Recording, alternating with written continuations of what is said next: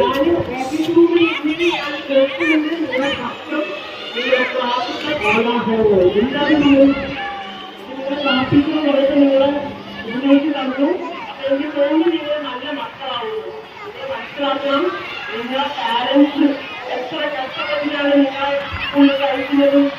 ഇത്രയും ഫീസൊക്കെ കൊടുത്തിട്ട് നിങ്ങളെ അയക്കുന്നത് എല്ലാവർക്കും എഴുന്നേറ്റ് ക്ലാസ്സിക്കൂടെ അവർക്ക് ഇഷ്ടഭക്ഷണം കിട്ടില്ലേ ഇല്ലേ?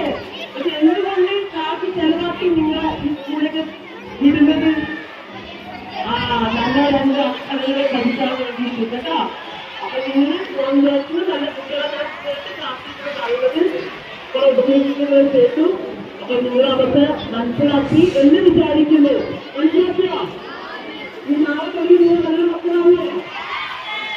പിന്നെ ഇവിടെ ടൂറ് ഞാൻ രണ്ട് ക്ലാസ്സിൽ ഇങ്ങനെ അവിടെ ഇരുന്നിട്ട് ഓഫീസ് റൂമിൽ ഇരുന്നിട്ട് കണ്ട് നീ കുറച്ച് ക്ലാസ് വിട്ട് കളിക്കുന്നത്.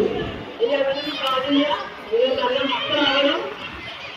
അത് നിങ്ങൾക്ക് ഇങ്ങനെ ഒരു പാഠമാണ് കേട്ടാ. മനസ്സിലായില്ലേ? നിങ്ങൾക്ക് ഇങ്ങനെ ഒരു പാഠമാണ് നല്ല മക്കളാവുക. 8th standard 9th standard വിദ്യാർത്ഥികൾ അതേടെ ക്ലാസ് ടീച്ചർ മനസ്സിലായില്ലേ? അല്ലെങ്കിൽ നിങ്ങളൊക്കെ ടീച്ചർ തന്നിട്ട് വിടും. അനുസരിക്കാത്ത കുട്ടികൾക്ക് ടീച്ചർ തന്നിട്ട് നിങ്ങൾ അങ്ങനെ അത്രയും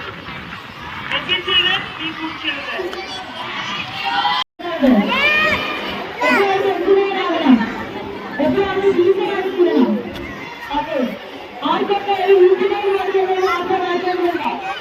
ഇല്ല. എല്ലാവർക്കും നല്ല ഭാവം വേണം. കടമയാണ്. കടമുണ്ടെങ്കിലേ നമ്മുടെ ആഗ്രഹങ്ങളെല്ലാം നടക്കുകയുള്ളൂ. അതുകൊണ്ട് നല്ല ലഭിക്കാൻ സമയം പദ്ധതി ഉപയോഗിക്കുന്നത് മാത്രമേ നമ്മുടെ ജീവിതത്തിൽ അനുഭവപ്പെടുത്ത ഭാവം ലഭിക്കുകയുള്ളൂ. അതുകൊണ്ട് സമയം